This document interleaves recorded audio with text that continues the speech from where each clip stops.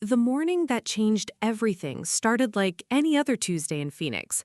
I was rushing to get ready for work, coffee in one hand, keys in the other, when three sharp knocks echoed through my apartment door. Not the casual tap of a neighbor or the rhythmic knock of a delivery driver. This was official, authoritative, the kind of sound that makes your stomach drop before you even know why.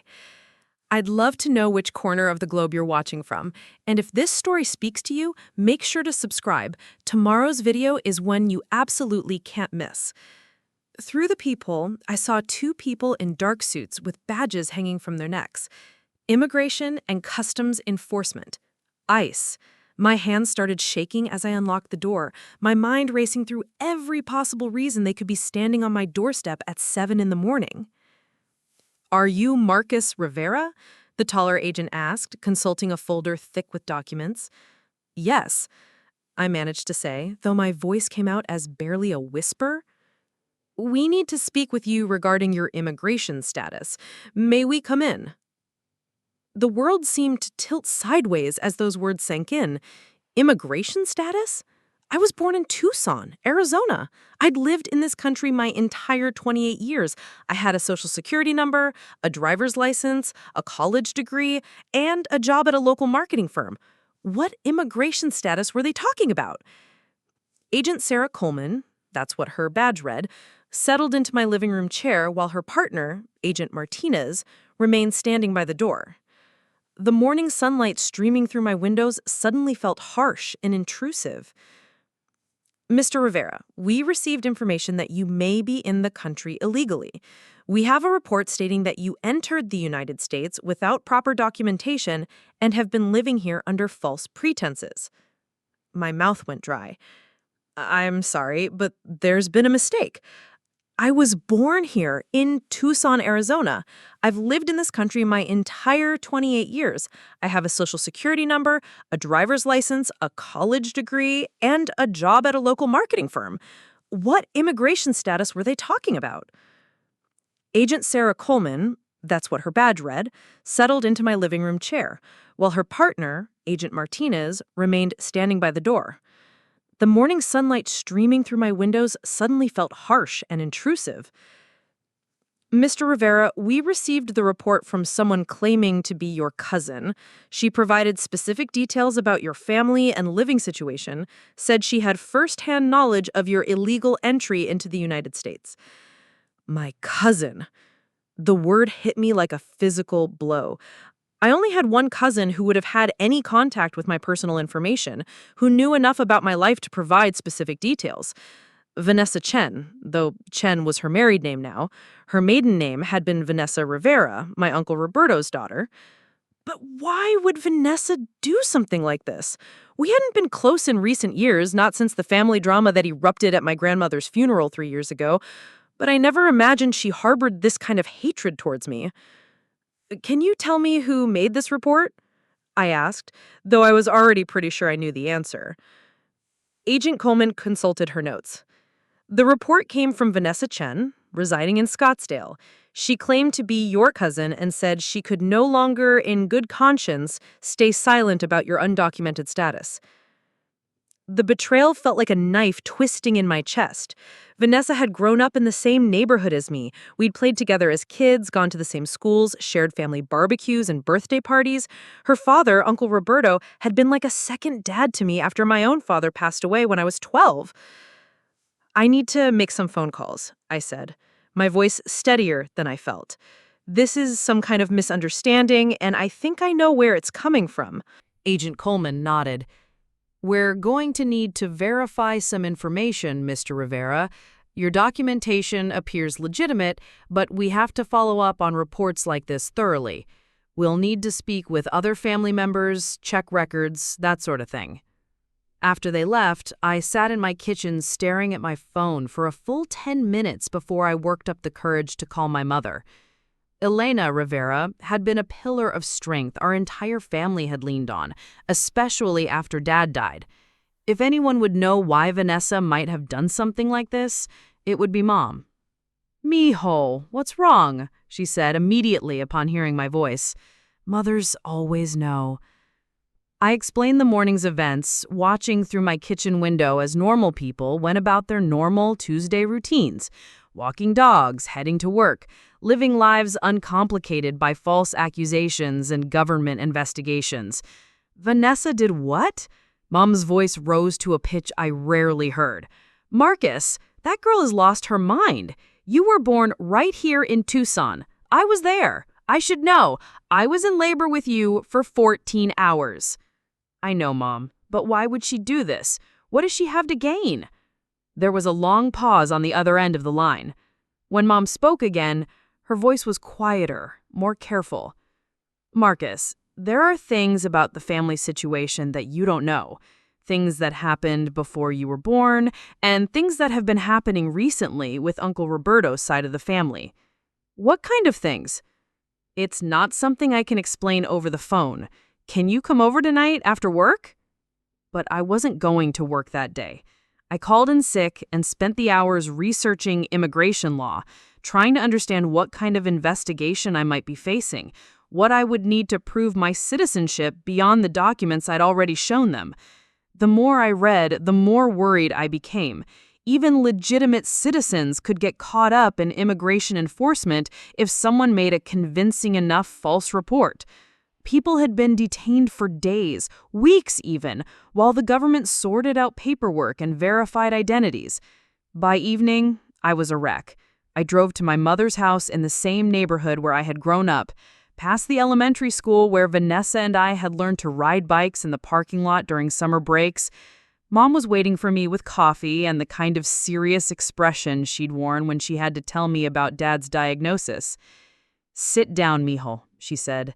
"There's something I need to tell you about Vanessa's family situation." What she told me over the next hour changed everything I thought I knew about my cousin, my uncle, and the complicated web of secrets that some families carry for generations. Mom's revelation hit me like a sledgehammer. Uncle Roberto, Vanessa's father, wasn't actually my biological uncle. He was my mother's stepbrother, adopted into the family when he was 16 after his parents died in a car accident in Mexico. What made this complicated was that Roberto had never gone through the proper legal channels to become a citizen after his adoption. He'd been living in the United States for over 30 years on expired documentation, constantly looking over his shoulder. Your grandmother, God rest her soul, she tried to help him get his papers sorted out back in the day, Mom explained, her hands wrapped around her coffee mug like it was anchoring her. But Roberto was proud, stubborn. He kept saying he'd handle it himself, that he didn't need anyone's charity. Years went by, and it just got more complicated. The pieces were starting to fall into place, but the picture they formed was uglier than I had imagined. So Vanessa knows about her father's status. She found out 2 years ago when Roberto had that heart attack. The hospital needed all kinds of documentation for insurance, and the truth came out. Vanessa was furious, not at the situation, but at Roberto for keeping it secret. She became obsessed with immigration law, convinced that the government was going to deport her father and destroy their family. I leaned back in my chair, trying to process this information. But what does any of this have to do with me? Why would she report me?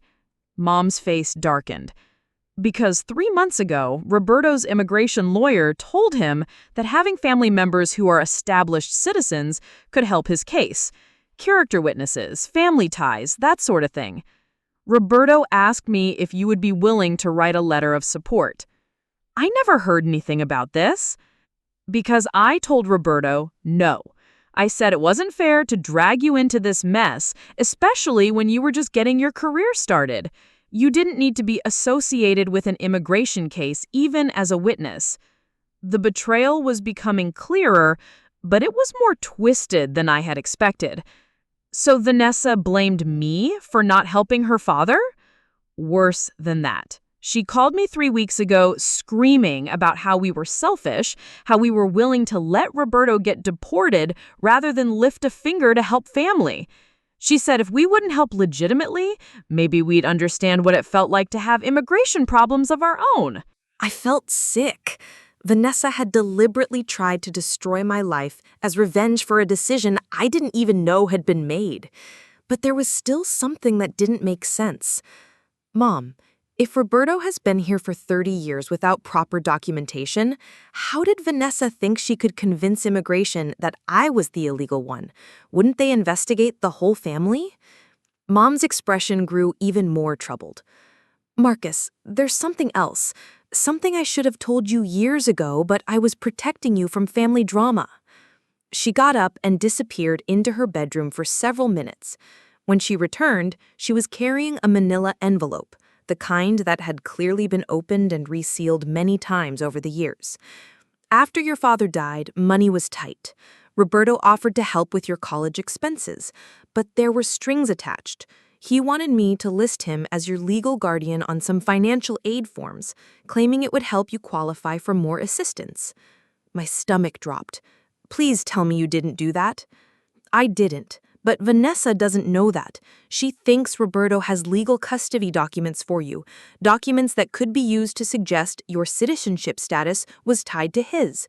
She probably thought that if she reported you, the investigation would reveal Roberto's situation and somehow prove that your documentation was fraudulent too. The stupidity of Vanessa's plan was staggering, but it was the kind of desperate, half-thought-out scheme someone might concoct when they were panicking about their father's deportation. The problem was that her plan had now put me under federal investigation. There's more, Mom continued, opening the envelope. Roberto has been getting increasingly paranoid about his situation. He's been telling people that the whole family needs to be careful, that immigration authorities are targeting Hispanic families in Arizona. Last month, he started claiming that some of his kids' birth certificates might have irregularities. She pulled out a photocopy of what looked like an official document. He gave me this copy of Vanessa's birth certificate 3 weeks ago. Said he was worried there might be problems with it and wanted me to compare it to yours to see if they looked different. I studied the document. Vanessa had been born at Desert Regional Medical Center in Palm Springs, California, not in Arizona like the rest of us. Her birth certificate looked different from mine. Different paper, different seals, different formatting. Mom, is there something wrong with Vanessa's birth certificate? I don't know, mijo, but Roberto has been acting very strange about it. He keeps asking questions about the year Vanessa was born, about where exactly they were living at the time. It's like he's forgotten important details about his own daughter's birth. A horrible possibility was dawning on me. What if Vanessa's birth certificate was the one with problems? What if she was projecting her own immigration concerns onto me? I spent that night researching birth certificate fraud and falsification. What I found made my blood run cold. In the 1990s, when Vanessa was born, there had been several scandals involving falsified California birth certificates. Desert Regional Medical Center had been mentioned in at least 2 federal investigations regarding fraudulent documentation provided to undocumented families. The next morning, I called Agent Coleman. I wasn't sure what I was going to say, but I needed to understand where their investigation stood. Mr. Rivera, and I could hear papers shuffling in the background, I was actually planning to call you today. We've been doing some follow-up on your case. What kind of follow-up? Well, as part of standard procedure, we verified your birth certificate with St. Mary's Hospital in Tucson.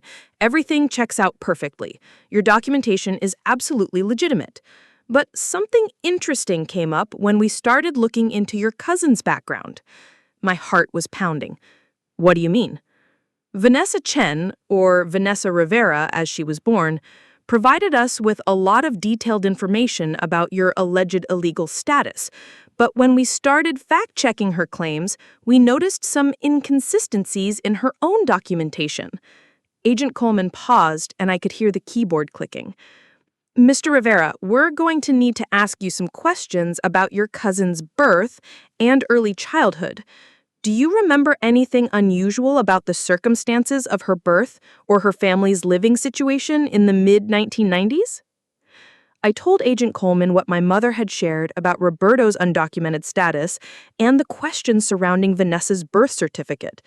I felt terrible about potentially exposing my uncle and cousin, but Vanessa started this mess by falsely reporting me.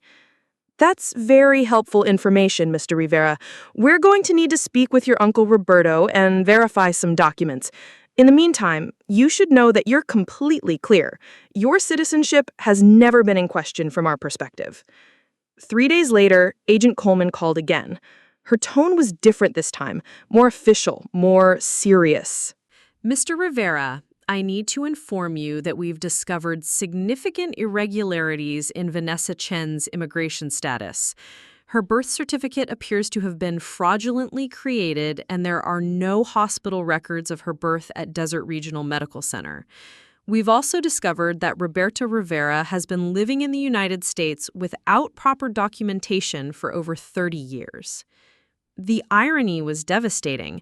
Vanessa had tried to destroy my life by falsely claiming I was undocumented, but her false report had triggered an investigation that exposed her own questionable status. What happens now? I asked. Roberto Rivera is facing deportation proceedings. As for Vanessa Chen, she's currently being investigated for both immigration fraud and for filing a false report with federal authorities. Filing a false immigration report is a federal crime that can result in up to 5 years in prison. I hung up the phone feeling absolutely hollow. My cousin's desperate attempt to save her father had instead guaranteed his deportation and potentially landed her in federal prison. The family drama that had started with secrets and pride had exploded into a nightmare that would destroy multiple lives. But the story wasn't over. 2 weeks later, I received a call that would change everything again, this time from Vanessa herself, calling from a detention center with information that would make me question everything I thought I knew about my own family's history. The phone rang at 11:47 p.m. on a Thursday. I almost didn't answer. Unknown numbers that late usually meant spam calls or wrong numbers, but something made me pick up, and I heard the automated message that chills anyone who's ever had family in legal trouble. This is a call from a federal detention facility. To accept charges, press 1. Vanessa's voice came through crackling and distant. She'd been crying, I could tell, even through the poor connection and the years of animosity between us. Marcus, I know you probably hate me right now, and you have every right to, but I need to tell you something. Something about your birth that your mother never told you. My blood went cold. Vanessa, what are you talking about? I'm talking about the real reason I thought you were undocumented. I'm talking about what my father told me right before I made that report. Marcus, your birth certificate might be real, but your birth story isn't. The detention center call was limited to 15 minutes, and Vanessa spoke rapidly, desperately trying to get everything out before we were cut off. What she told me shattered everything I believed about my identity. According to Vanessa, Roberto had confessed something to her during one of his panic attacks about deportation. In 1995, when I was supposedly born, my mother, Alina, wasn't pregnant. She couldn't get pregnant. She'd had a hysterectomy 2 years earlier after complications from a miscarriage. Your mother was desperate for a child after your father, Carlos, got sick. She knew he was dying, and she wanted to give him a son before he passed away. So she and Roberto made an arrangement. The arrangement, according to Vanessa's account, was horrifying in its simplicity. Roberto knew a woman in Tucson who had given birth to a baby she couldn't keep, an undocumented woman who was being deported and couldn't take her newborn son with her. Elena agreed to take the baby and raise him as her own. Roberto used his connections to get you a birth certificate listing Elena and Carlos as your parents. The baby's real mother was already gone, deported back to Mexico. No one would ever know the difference. My hands were shaking so badly I could barely hold the phone. That's impossible. That's not true. Marcus, think about it. Have you ever seen pictures of your mother pregnant with you? Any medical records from her pregnancy? Baby photos from the hospital? The line went quiet except for the static. I was thinking, And the more I thought, the more terrifying gaps appeared in my memory. I'd never seen pregnancy photos of my mother. When I'd asked about them as a kid, she had always said they'd been lost in a move. I'd never seen hospital bracelets, ultrasound images, or any of the memorabilia most mothers keep from their children's births. Even if what you're saying is true, I'm still a U.S. citizen. The child was born here.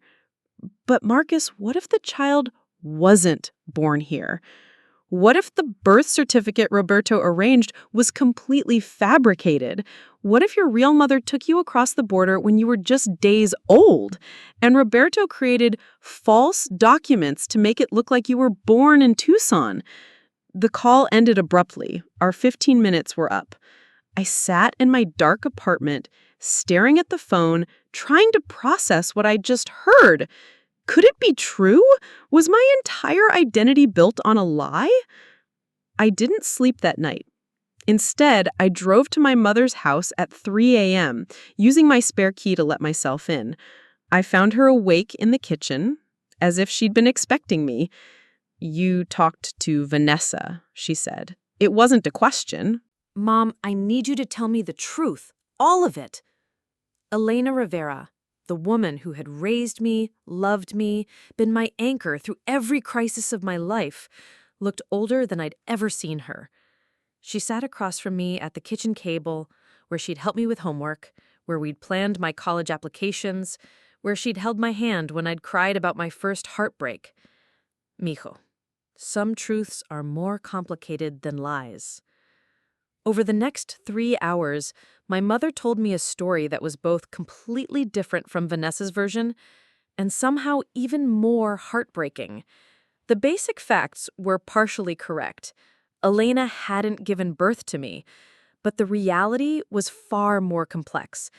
In 1995, Elena had been volunteering at a women's shelter in Tucson that helped undocumented immigrants. A young woman named Sophia had arrived there, heavily pregnant and terrified. She'd crossed the border illegally while pregnant, fleeing an abusive relationship in Sonora, Mexico. Sophia gave birth at the shelter with the help of a midwife, but she was desperately ill. Complications from the birth and an untreated infection were killing her.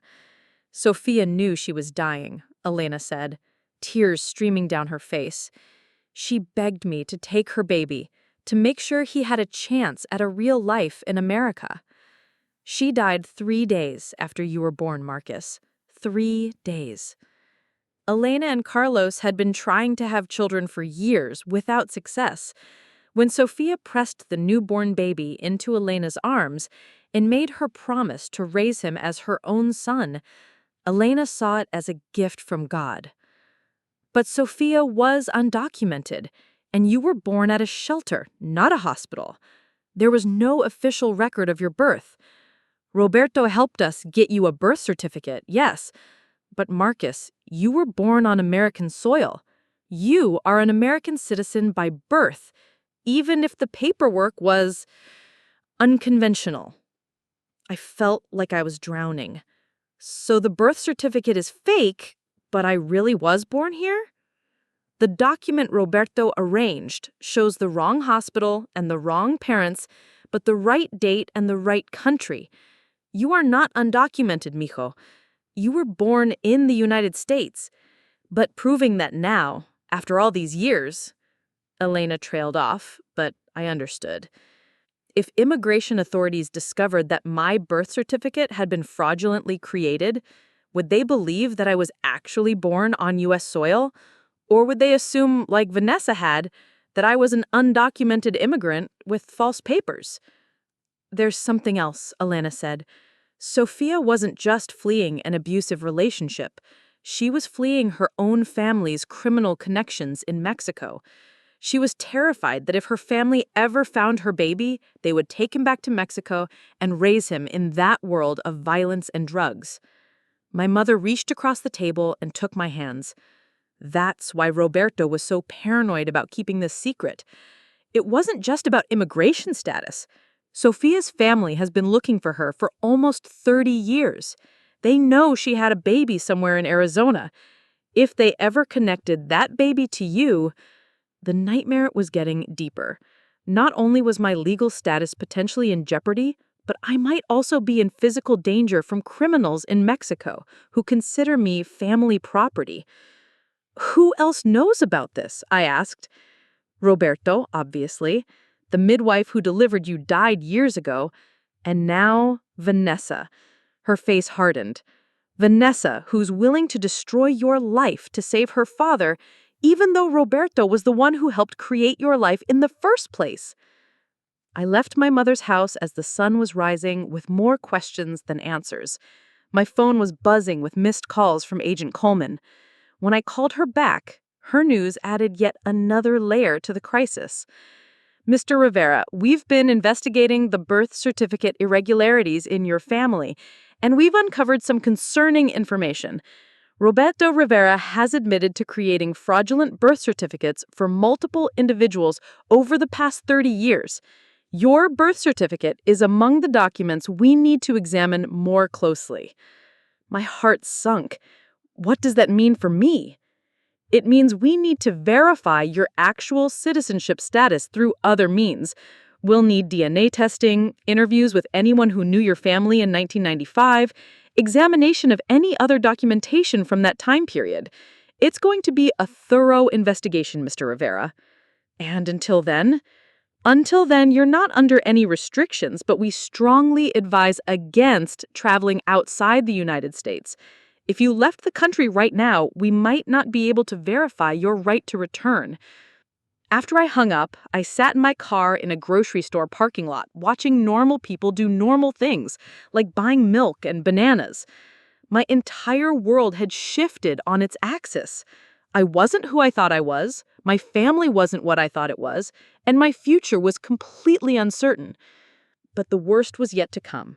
That afternoon, I received a text message from an unknown number with a Mexican country code. "We know who you are, Sophia's boy. We know where you live. It's time to come home to your real family." The criminal connections my mother had feared had finally caught up with me. The immigration investigation had somehow exposed my existence to the very people Sophia had died trying to protect me from. Now I was facing threats from two directions: the U.S. government questioning my right to be in the only country I'd ever known, and Mexican criminals claiming I belonged to them. My phone buzzed again. Another text. "Your birth mother owed our family a debt. Now you will pay for it. We're coming to Arizona next week." The threatening text messages escalated over the weekend. Photos of my apartment building, pictures of my car in the work parking lot, images of my mother's house. These weren't idle threats. Someone was actively surveilling my life, learning my routines, preparing for something. Monday morning brought a new development that made everything infinitely more complicated. Agent Coleman called with urgency in her voice that I hadn't heard before. "Mr. Rivera, we need to meet immediately. Something has come up in our investigation that requires your immediate attention." An hour later, I was sitting in a federal building downtown, facing not just Agent Coleman and Agent Martinez, but also two new faces: Agent Patricia Wells from the FBI and Detective James Morrison from the Phoenix Police Department. "Mr. Rivera," Agent Wells began, spreading photographs across the table, "are you familiar with the Herrera crime family?" The photos showed men in expensive suits, prison mugshots, crime scene images, and surveillance photos. I shook my head, though something about one of the faces looked vaguely familiar.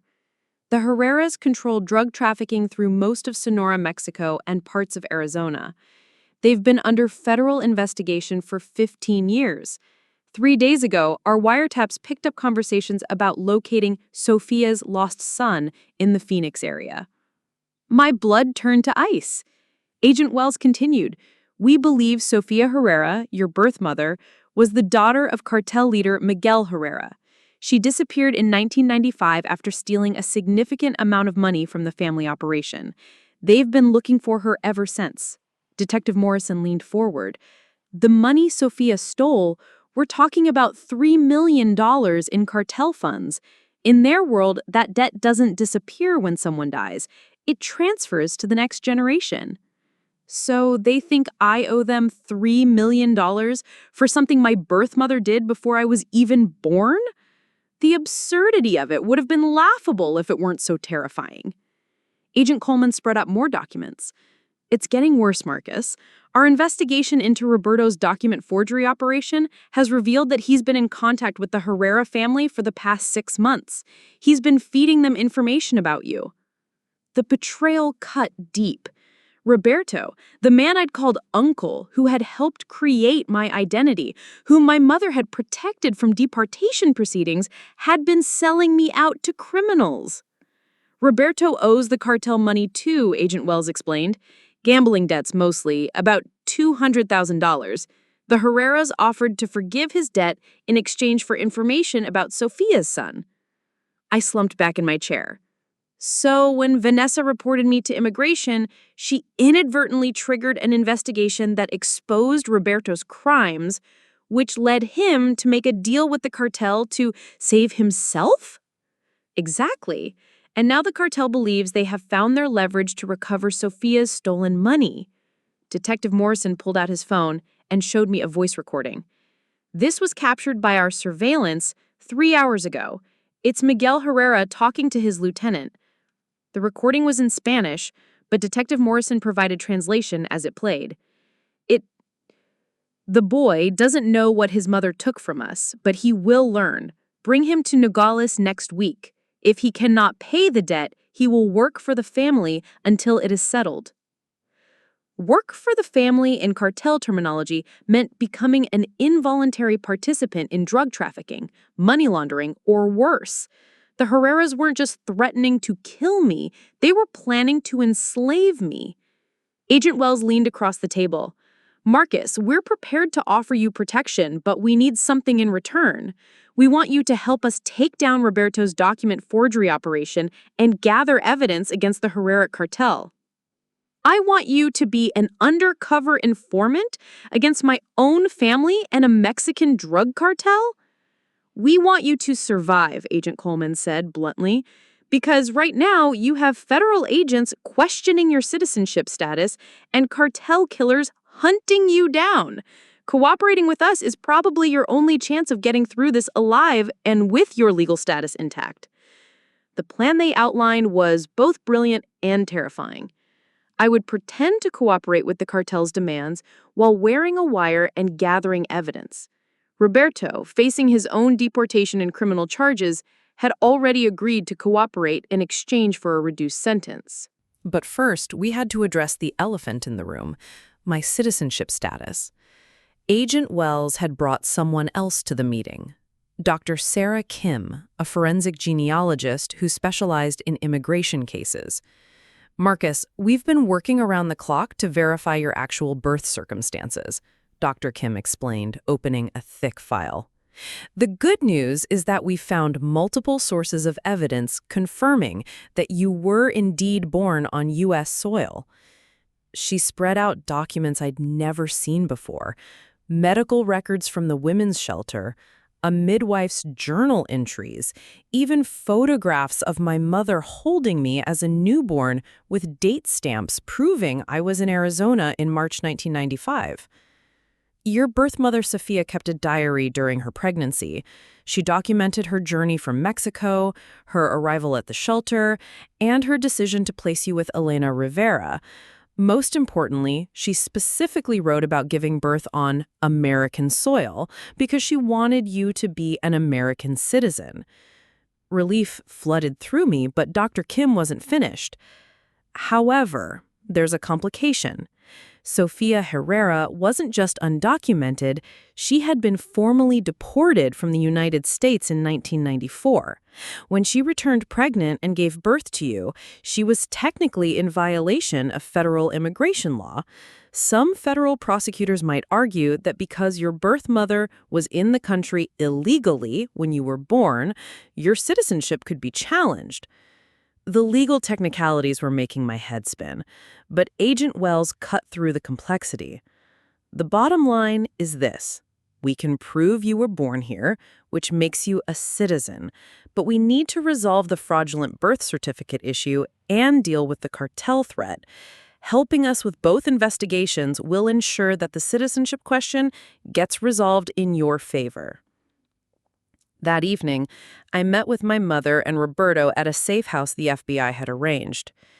Roberto looked like he'd aged 10 years in the past week. His hands shook as he tried to light a cigarette, and he couldn't meet my eyes. "I never meant for this to happen, Marcus," he said in Spanish. "When Vanessa made that report, I panicked. The gambling debts, the deportation threats, I wasn't thinking clearly." My mother sat rigid with fury. "You sold your nephew to criminals to pay off your gambling debts, Roberto. There's no excuse for that." But I was focused on something else. "Roberto, how did the Herreras know to contact you? How did they even know you were connected to Sophia's baby?" Roberto's answer chilled me to the bone. "The cartel has been tracking down everyone who was in Tucson in 1995 and had connections to undocumented women.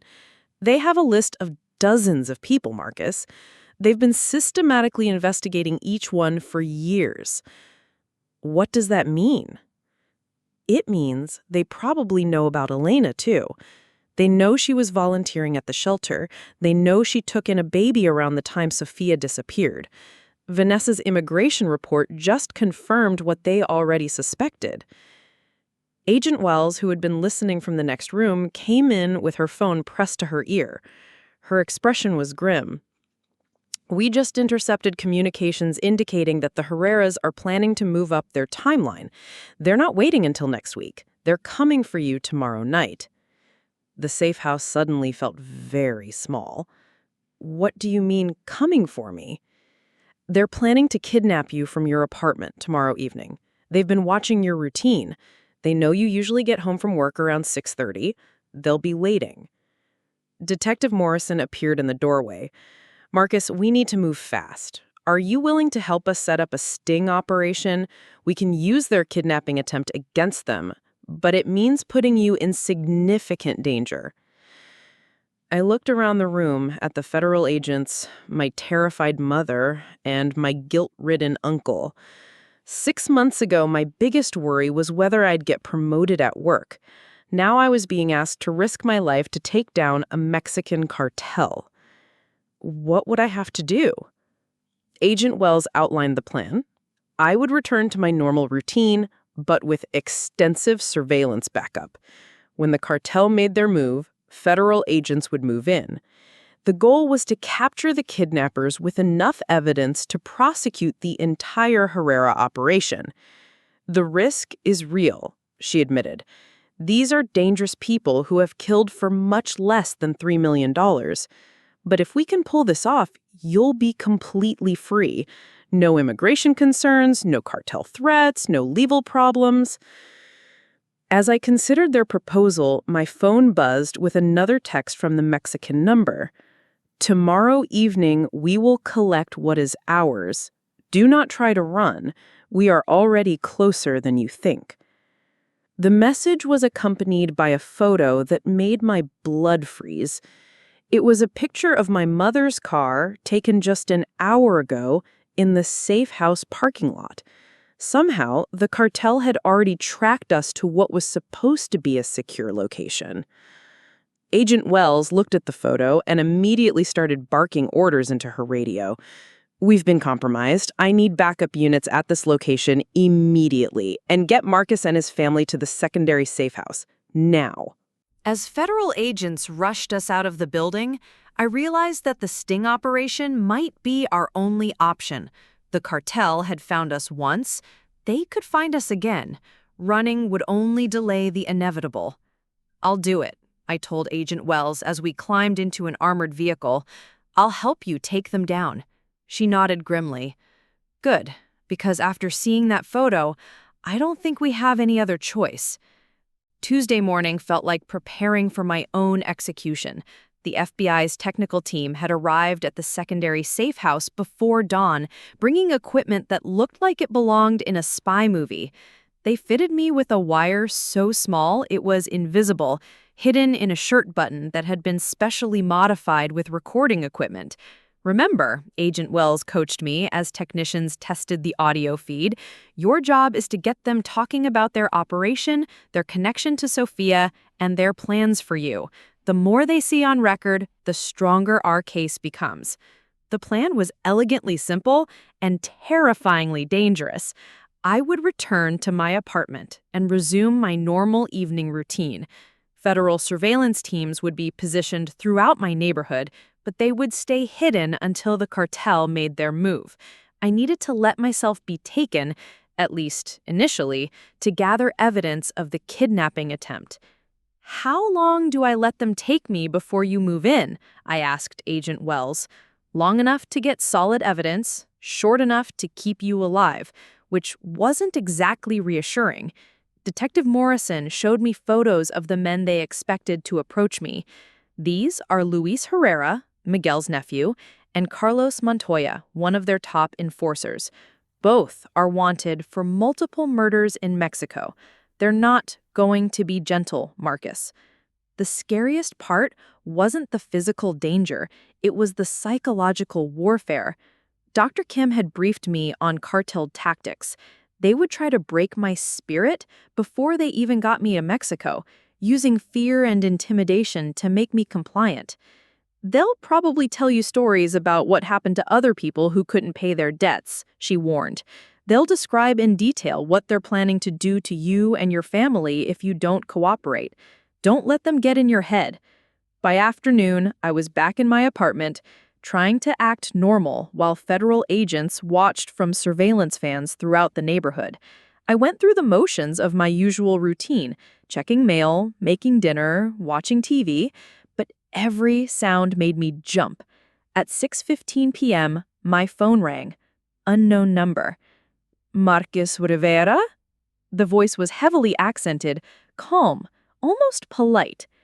"Yes. My name is Luis Herrera. I believe you've been expecting our call. We need to have a conversation about your family's debt to our organization." My mouth dried, but I managed to keep my voice steady. "I don't know what you're talking about." "Of course you don't. Your adoptive mother never told you about Sophia's business arrangements with our family. That's understandable, but ignorance doesn't eliminate obligation, Mr. Rivera." Luis spoke like a businessman discussing a contract negotiation, which somehow made it more frightening than if he'd been screaming threats. "What do you want from me?" "We want what Sophia took from us 30 years ago, $3 million plus interest. That comes to approximately $7 million in today's money." "I don't have $7 million. I work at a marketing firm. I live in a one-bedroom apartment." Luis chuckled. "We're not unreasonable people, Marcus. We understand that you don't have liquid assets to settle this debt immediately. That's why we're prepared to offer you alternative arrangements."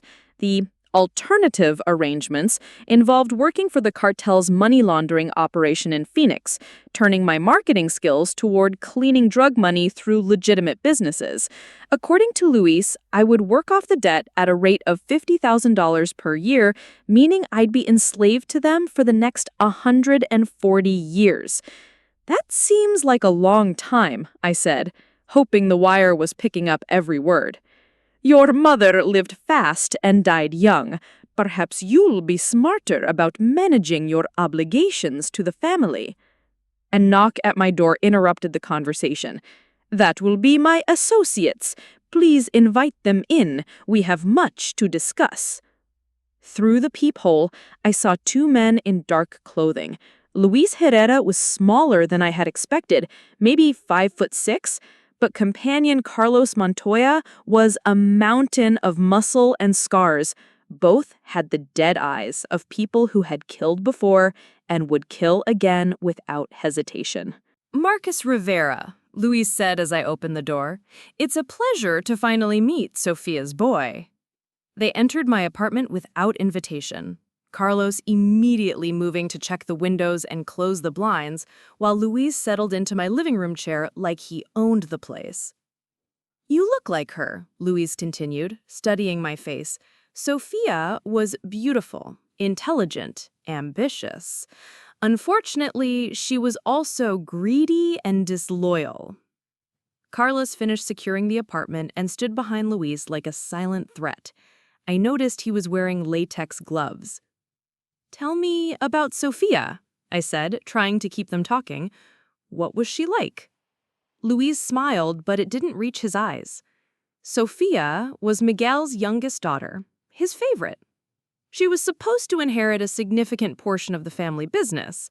Instead, she fell in love with some idealistic fool who convinced her that our way of life was wrong. The story Luis told painted a picture of Sophia as a sheltered cartel princess who had been radicalized by a boyfriend involved in human rights activism. When Miguel discovered their relationship, he had the boyfriend killed and ordered Sophia to marry a cartel lieutenant to strengthen family alliances. Instead of accepting her duty to the family, Sophia stole $3 million from our Phoenix operation and disappeared. We found her boyfriend's body, but Sophia vanished like smoke. "And you've been looking for her ever since?" "We found her," Carlos spoke for the first time, his voice like gravel, "found her grave in Tucson 2 years ago, but by then we knew about you." Luis leaned forward. "What we didn't know was where you were or what name you were using.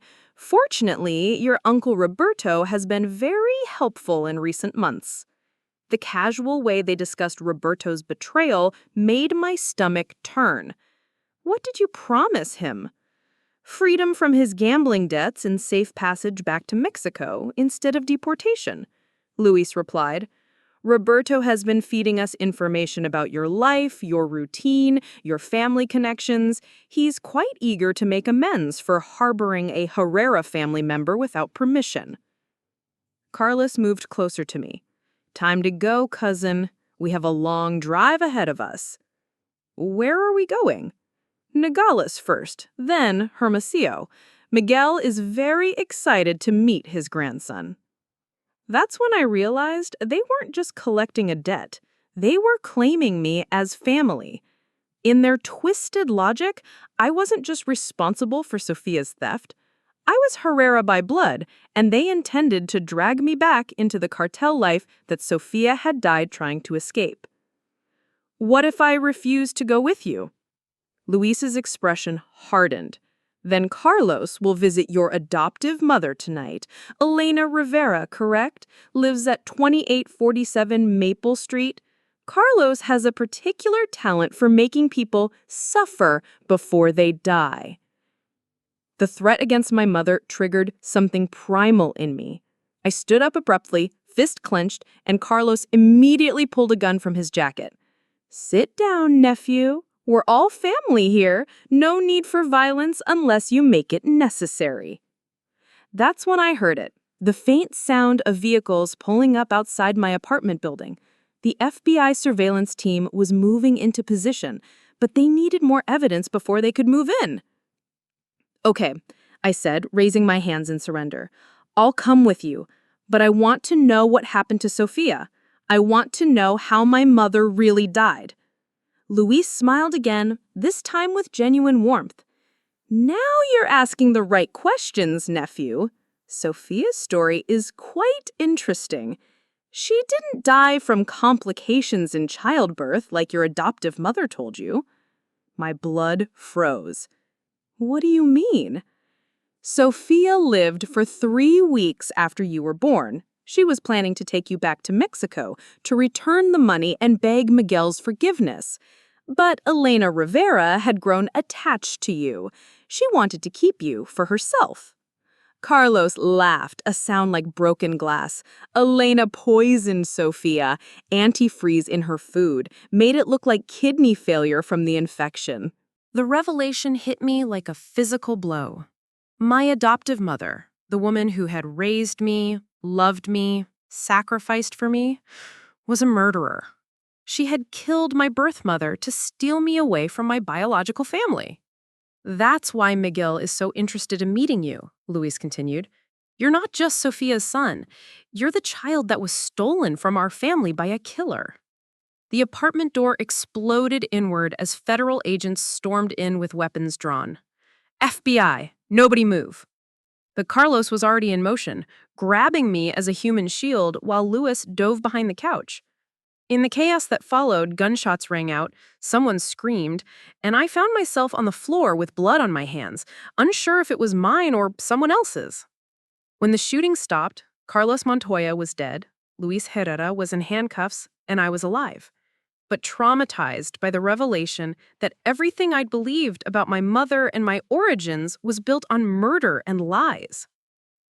The hospital room felt sterile and cold as I sat waiting for the doctor to finish treating the cuts on my arms from broken glass during the FBI raid. Agent Wells sat in the corner, occasionally fielding calls about the ongoing investigation. Luis Herrera was in federal custody 3 floors below us, and Carlos Montoya was in the morgue. But none of that mattered compared to the bomb that had been dropped about Elena Rivera, the woman I'd called mother for 28 years, who had apparently murdered my birth mother to steal me. I need to see her, I told Agent Wells for the 3rd time. I need to hear this from Elena herself. Marcus, you need to understand that confronting her right now might not be wise. You're traumatized, you've just been through a life-threatening situation, and you're not thinking clearly. I'm thinking perfectly clearly. For the first time in weeks, everything makes sense. Why Elena never had pregnancy photos, why she was so secretive about my early childhood, why Roberto was so paranoid about my birth certificate. He knew it was covering up a murder, not just an informal adoption. Dr. Patricia Kim entered the room with a thick folder. Marcus, I've been working through the night to verify the claims that Luis Herrera made about Sophia's death. I need to show you what we found. She spread out documents across the hospital bed table. Medical records, police reports, witness statements. Evidence that painted a picture of systematic deception spanning nearly 3 decades. Sophia didn't die from childbirth complications. She died from ethylene glycol poisoning, antifreeze, exactly as Lewis claimed. But here's what's interesting. The death was investigated at the time. She pulled out a police report dated April 1995. Detective Janet Morrison, Detective Morrison's aunt, who's now retired, handled the case. Sophia's death was suspicious enough that they opened a homicide investigation. My hands shook as I read the report. Sophia had been found dead in the women's shelter where Elena volunteered. She'd been vomiting for days before her death, complaining of a sweet taste in her mouth. Classic symptoms of antifreeze poisoning. Why wasn't Elena arrested? Because there was no evidence connecting her to the poisoning. Multiple people had access to Sophia's food and drinks. The investigation went cold after 6 months. Agent Wells leaned forward. But we reopened it last night. Detective Morrison's team found the original evidence box in storage. They're running new forensic tests with modern technology. Dr. Kim pulled out another document. There's something else, Marcus. We found Sophia's diary, the complete version, not just the excerpts I showed you before. She wrote extensively about Elena in her final weeks. She handed me a photocopy of handwritten pages in Spanish. My Spanish was good enough to read Sophia's increasingly frantic entries about Elena's behavior after I was born. Elena has become obsessed with the baby.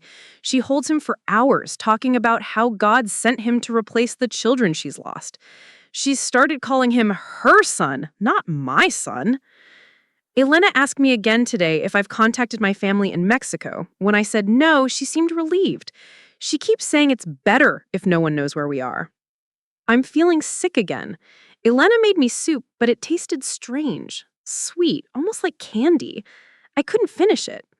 Elena suggested I write a letter giving her permission to care for the baby if something happens to me. She said it's just a precaution, but something feels wrong. The final entry was dated 3 days before Sophia's death. I think Elena is trying to hurt me. I need to get my baby and leave this place, but I'm too weak to walk. God help us both. I set down the diary pages with tears in my eyes. Elena planned this from the beginning. She didn't just take advantage of Sophia's death, she caused it. It appears that way, Dr. Kim said gently. But Marcus, there's something else you need to know. Something that might change how you feel about all of this. She pulled out one final document, a medical report with my name on it. When you were born, you had serious health complications, respiratory distress, cardiac irregularities, possible brain damage from oxygen deprivation during delivery. The midwife who delivered you didn't have the equipment or expertise to handle these complications. I stared at the medical report, trying to understand what Dr. Kim was telling me. Sophia was planning to take you back to Mexico, where medical care in rural areas was limited in 1995. According to the pediatrician who examined you after Elena brought you to the hospital, you would have died within weeks without proper medical intervention. The moral complexity was staggering. Elena had murdered my birth mother, but in doing so, she had also saved my life. Sophia's plan to return to Mexico with me would have been a death sentence. Elena's actions were unforgivable, Agent Wells said, but the result was that you survived and thrived. It doesn't justify murder, but it complicates the narrative. A knock at the door interrupted our conversation. Detective Morrison entered with a grim expression. Marcus, I'm sorry to interrupt, but we need to discuss Elena Rivera's situation. We've made an arrest. My heart stopped. You arrested Elena? An hour ago. The forensic evidence from 1995 was more complete than we initially thought. We found Elena's fingerprints on the antifreeze container that killed Sophia, and we have witness testimony that she purchased the antifreeze 2 days before Sophia became ill. The room felt like it was spinning. Where is she now? County jail. She's been charged with first-degree murder. But Marcus, she wants to see you. She's been asking for you since we brought her in. Agent Wells shook her head. That's not a good idea. Elena is facing life in prison. She might try to manipulate you, to use your emotional connection to her to influence your testimony. But I was already standing up, pulling on my jacket. I don't care. I need to hear this from her. I need to understand why she did it. The county jail was a gray, forbidding building that I'd driven past hundreds of times without ever imagining I'd be visiting someone inside. Elena looked smaller than I remembered, older, sitting in an orange jumpsuit behind reinforced glass. She picked up the phone on her side of the partition, and I could see tears streaming down her face before she even spoke. Mijo, I'm so sorry you had to find out this way. Is it true? Did you kill Sophia? Elena was quiet for a long moment, staring at her hands. When she looked up, her eyes held a resignation I'd never seen before. Yes, I killed her. The admission hit me like a physical blow, even though I'd been expecting it. Hearing her confess made it real in a way that all the evidence hadn't. Why, Elena? Why did you do it? Because I loved you, she said simply. From the moment Sophia placed you in my arms, you were my son, not hers, mine. And I knew that if she took you back to Mexico, I would never see you again. So you murdered her. I told myself I was protecting you. You were so sick, Marcus. The doctor said you needed surgery, medication, specialized care. Sophia wanted to take you to some village in Sonora where there wasn't even electricity, let alone a hospital. Elena's voice grew stronger as she continued, as if she'd been rehearsing this justification for 30 years. Sophia was spoiled, entitled. She thought she could just take you back to Mexico and everything would work out because she was Herrera. She didn't care that you were dying. You don't understand what Sophia was like, Elena said, her voice hardening. She was spoiled, entitled. She thought she could just take you back to Mexico and everything would work out because she was Herrera. She didn't care that you were dying. The conversation continued for another hour, with Elena alternating between tearful apologies and defiant justifications. She genuinely believed she had saved my life, and in some twisted way, she was probably right. But she had also committed murder and built my entire existence on a foundation of lies. As I prepared to leave, Elena grabbed the phone one last time. Marcus, whatever happens to me, I want you to know that every day I had with you was worth it. You were the greatest joy of my life. Even knowing it was built on murder? Even knowing that. 3 months later, Elena Rivera was sentenced to 25 years to life for the murder of Sofia Herrera. Roberto was deported to Mexico after serving 6 months for document fraud. Vanessa was released from detention after cooperating with the federal investigation, but she faced deportation proceedings of her own. As for me, the citizenship question was finally resolved. Dr. Kim's investigation had conclusively proven that I was born on U.S. soil, making me an American citizen regardless of the circumstances of my birth certificate. The government agreed to issue me a corrected birth certificate with the accurate information about my birth parents. The cartel threat ended with Luis Herrera's conviction. Miguel Herrera died of a heart attack while the case was pending, and the family's Phoenix operation was dismantled by federal authorities. No one else came looking for Sophia's son. But the emotional aftermath was far more complicated than the legal resolution. I had to rebuild my entire understanding of my identity. I wasn't Marcus Rivera, beloved adopted son. I wasn't an undocumented immigrant living in fear. I was Marcus Herrera, the son of a murdered cartel princess and the adopted child of her killer. I moved to Seattle, partly for a new job opportunity, but mostly to escape the memories that haunted every corner of Phoenix. I started therapy to process the trauma of learning that my entire life had been built on violence and deception. The hardest part wasn't forgiving Elena for murdering Sophia. It was accepting that I still loved the woman who had raised me, despite everything she had done. She had given me opportunities, education, stability, and genuine maternal love. The fact that it was all rooted in murder didn't erase the reality of her care for me. I visit Elena in prison twice a year, not because I've forgiven her, but because she's the only mother I've ever known, and cutting her off completely would be cutting off part of myself. Our conversations are stilted and painful, but they're necessary for both of us. Vanessa and I haven't spoken since her release from detention. Roberto died in Mexico 18 months after his deportation, purportedly from liver failure brought on by alcoholism. I sometimes wonder if guilt over betraying me to the cartel contributed to his drinking, but I'll never know.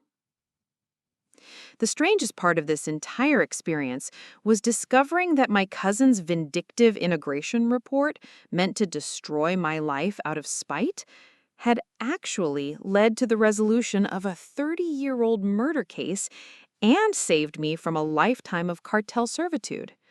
Vanessa's betrayal had inadvertently set me free. Today, I work as a victim's advocate for immigrants facing immigration proceedings. I help people navigate the complex legal system that almost destroyed my life, and I share my story with families facing similar crises. I've learned that immigration law is rarely about simple questions of documentation. It's usually about complex human stories involving love, desperation, survival, and the lengths people will go to protect the ones they care about. Sometimes people ask me if I regret learning the truth about my origins. Would I have been happier living in ignorance, believing Elena's lies about my birth? The answer is complicated. The truth destroyed my sense of identity and forced me to confront the reality that the person I loved most in the world was capable of murder. But it also freed me from the fear that had haunted my family for decades. No more looking over our shoulders for immigration agents. No more living with forged documents. No more secrets that could destroy lives with a single phone call. I am Marcus Herrera, American citizen, son of Sofia Herrera and an unknown father, adopted child of Elena Herrera. My story begins with violence, but it doesn't have to end there. I get to choose what comes next. And that freedom, the freedom to write my own story rather than live someone else's lies, is worth everything I've been through. The immigration agents who knocked on my door that Tuesday morning thought they were investigating a simple case of fraudulent documentation. Instead, they uncovered a murder, dismantled a cartel operation, and gave me the chance to finally understand who I really am. Sometimes the truth sets you free. Sometimes it destroys everything you thought you knew. In my case, it did both. The irony wasn't lost on me as I sat across from Maria Santos, a 26-year-old woman whose hands shook as she tried to explain her immigration situation to me. Her story was heartbreakingly familiar: false accusations, family betrayal, and a system that seemed designed to tear apart the lives of people who had already suffered enough. "My ex-husband reported me to ICE after our divorce," Maria said, tears streaming down her face. "He told them I married him for a green card, which isn't true. We were together for 4 years. But now they're saying my marriage was fraudulent and they want to deport me back to El Salvador." I handed her a tissue and opened her case file. 5 years of working as an immigration advocate had taught me that behind every deportation case was a human story of love, loss, desperation, and the complicated choices people make when their backs are against the wall. "Maria, I'm going to help you fight this. But first, I need you to tell me everything, the real story, not the version you think will make you look better. In immigration court, the truth always comes out eventually, so we might as well start with it." As Maria began to share the details of her relationship and marriage, I found myself thinking about how much my life had changed since that Tuesday morning when ICE agents knocked on my door. The scared, confused man who had frantically searched for his birth certificate was gone, replaced by someone who understood the immigration system from both sides, as a victim of its failures and as an advocate working within it. My phone buzzed with a text from Dr. Patricia Kim, who had become a close friend over the years. "Saw the news about the Herrera case appeal being denied. How are you feeling about it?" Luis Herrera had been trying to appeal his conviction for 5 years, claiming that his statements during the sting operation had been coerced. Yesterday, the Ninth Circuit Court of Appeals had finally denied his appeal, meaning he would serve the rest of his 30-year sentence without the possibility of early release. I typed back, "Relieved. Closure feels good." But that wasn't entirely true. Closure was more complicated than I'd expected.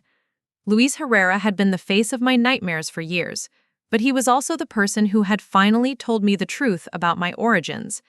Without his revelations about Elena's crime, I might have spent the rest of my life believing a lie. After finishing with Maria's intake interview, I walked to the window of my Seattle office and looked out at the bustling street below. 5 years ago, I never could have imagined this life, running a nonprofit organization that provided free legal assistance to immigrants facing deportation, speaking at conferences about immigration reform, testifying before Congress about the need for comprehensive policy changes. The organization was called the Sofia Herrera Foundation, named after my birth mother. We'd helped over 2,000 families navigate immigration challenges, prevented hundreds of deportations, and reunited countless families separated by bureaucratic red tape and discriminatory policies. The foundation's work had brought me unexpected recognition. Last month, I'd been invited to the White House to discuss immigration policy with senior administration officials. The meeting had been surreal. Sitting in the West Wing, offering input on policies that could affect millions of lives, knowing that just 5 years earlier, I'd been facing potential deportation myself. But success came with its own challenges. My story had become somewhat famous in immigration advocacy circles, which meant I regularly received requests for interviews, speaking engagements, and media appearances. People wanted to hear about the dramatic cartel confrontation, the murder revelation, the family betrayals. They were less interested in the quiet daily work of helping families navigate visa applications and deportation proceedings. The hardest part was dealing with the constant reminders of my traumatic past.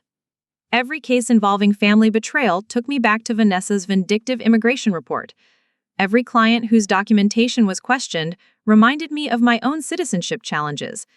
Every story of cartel violence brought back memories of Luis Herrera's threats and Carlos Montoya's dead eyes. My therapist, Dr. Jennifer Walsh, had helped me understand that trauma doesn't disappear just because you've built something positive from it. You can use your experiences to help others, but you also need to take care of yourself in the process. That's why I'd established strict boundaries around media appearances and speaking engagements. I would share my story when it could help advance policy changes or assist other victims, but I wouldn't sensationalize it for entertainment value. My phone rang, interrupting my thoughts. The caller ID showed a number I recognized but rarely answered, the county jail where Elena was serving her sentence. This is a call from an inmate at the King County Correctional Facility. To accept charges, press 1. I hesitated for a moment, then pressed 1. Elena and I spoke maybe 3 times a year, always at her initiation, always brief and emotionally draining conversations. Mijo. Elena's voice sounded older, more fragile than I remembered. I hope you're well. I'm fine, Elena. How are you? I'm managing. I wanted to call because I heard about your work on the news, the foundation, the White House meeting. I'm proud of you. The word proud, coming from Elena, always felt like a knife twist. How could she be proud of work that was directly inspired by the trauma she had caused? How could she take any satisfaction in my success when it was built on the foundation of her crime? Elena, why are you calling? Because I have news. The parole board has scheduled a hearing for next month. After 8 years, I'm eligible for consideration. My stomach dropped. Elena was 67 years old, and she'd been a model prisoner with no disciplinary issues. In cases involving elderly, nonviolent inmates, parole boards sometimes showed mercy, especially if the prisoner had demonstrated genuine rehabilitation. What do you want from me? Nothing, Elena said quickly. I'm not asking you to speak on my behalf or write a letter of support. I know I don't have the right to ask that of you. I just wanted you to know in case the media contacts you about it. Elena was right to be concerned about media attention. My story had been covered extensively when Elena was first convicted, and her potential parole would definitely generate news coverage. Reporters would want to know how I felt about my adoptive mother's possible release. Elena, if you're granted parole, what would you do? Where would you go? There's a Catholic charity in Tucson that helps former inmates reintegrate into society. They've offered me housing and a job in their administrative office. I would stay away from Phoenix, away from anywhere you might encounter me accidentally. The conversation lasted another 10 minutes, covering practical details and avoiding the emotional landmines that characterized most of our interactions. When I hung up, I felt the familiar exhaustion that always followed conversations with Elena. Dr. Walsh had spent years helping me understand my complicated feelings about Elena. I loved the woman who had raised me, but I hated the murderer who had destroyed Sophia's life. I was grateful for the opportunities Elena had given me, but I was also furious about the lies she'd built my childhood on. These contradictory feelings would probably never be fully resolved. The next morning brought unexpected news. Maria Santos, the client I'd interviewed the day before, called with an update that perfectly illustrated why I'd chosen this work. Mr. Herrera, you're not going to believe this. My ex-husband contacted me last night. He wants to withdraw his complaint to ICE. What changed his mind? His new girlfriend found out what he'd done to me, and she was disgusted. She told him that if he didn't fix this situation, she would leave him. So now he's willing to admit that our marriage was legitimate and that he filed the false report out of spite. I smiled, for the first time in days. Maria, this is great news. If your ex-husband recants his statement, ICE will likely drop their investigation. Does this mean I'm safe? It means you're much safer. We'll still need to document everything properly and make sure ICE officially closes the case. But yes, this should resolve your situation. After hanging up with Maria, I reflected on how different her story would be from mine. She would avoid the trauma, the federal investigations, the life-threatening confrontations that had defined my experience. Her false accusation would be resolved quickly and quietly, allowing her to move forward with her life. That afternoon, I received a call from Agent Sarah Coleman, who had stayed in touch over the years. She was now supervising agent for ICE's Phoenix office, and she occasionally consulted with me on cases involving false immigration reports. Marcus, I wanted to give you a heads up about something. We've arrested 3 people in Phoenix for running a scheme where they file false immigration reports against people they want to extort money from. The scheme was depressingly predictable. The criminals would research potential targets, usually people with Hispanic surnames who owned small businesses or had visible assets. They would then file anonymous reports claiming these people were undocumented immigrants, creating enough legal chaos and fear to make extortion possible. They were targeting restaurant owners mostly, Agent Coleman explained. Filing false reports, then approaching the business owners a few weeks later, offering to help them resolve their immigration problems for a fee. How many victims? At least 30 that we know of, maybe more. The good news is that we've shut down the operation and arrested the ringleaders. The bad news is that this kind of scheme is becoming more common. Agent Coleman's call reminded me why my advocacy work was so important. False immigration reports weren't just about family disputes and personal vendettas. They were also tools used by criminals to terrorize and exploit vulnerable communities. That evening, I attended a community meeting in Seattle's International District, where local immigrant families had been reporting an increase in ICE activity. The meeting was held in the basement of a community center, with about 50 people packed into a room designed for half that number. "My neighbor told ICE that our family is here illegally," said an elderly man whose hands shook as he spoke. "We've been citizens for 15 years, but now they want to see our documentation again." A young woman raised her hand. "My boss threatened to call immigration if I don't work extra hours without pay. He says no one will believe I'm legal because I don't speak English perfectly." I listened to story after story of people living in fear, not because they'd done anything wrong, but because the immigration system could be weaponized against anyone who looked or sounded foreign. These weren't abstract policy discussions, they were real families facing real consequences from a system that was supposed to protect them. As I drove home that night, I thought about the strange journey that had brought me to this point. Vanessa's vindictive immigration report, meant to destroy my life, had ultimately led me to work that gave my life meaning and purpose. Elena's terrible crime had taught me about the complexity of human motivation and the importance of truth, even when it's painful. The cartel's threats had shown me that courage isn't the absence of fear, it's action in spite of fear. My phone buzzed with a text from an unknown number. "Mr. Herrera, this is Maria Santos. I just wanted to say thank you. ICE officially closed my case today. I'm free." I smiled and typed back, "Congratulations, Maria. Now go live your life." 5 years after ICE agents knocked on my door with questions about my immigration status, I'd found my answer to a question I didn't even know I was asking. Who was I supposed to be? I was Marcus Herrera, immigration advocate, truth teller, survivor. I was someone who understood that identity isn't just about where you're born or who you're raised, it's about what you choose to do with the hand you've been dealt. The boy who'd been stolen from one family and raised by another, the young man who had nearly been enslaved by criminals, the citizen who had almost lost his citizenship, all of those experiences had shaped me into someone who could help others navigate similar crises.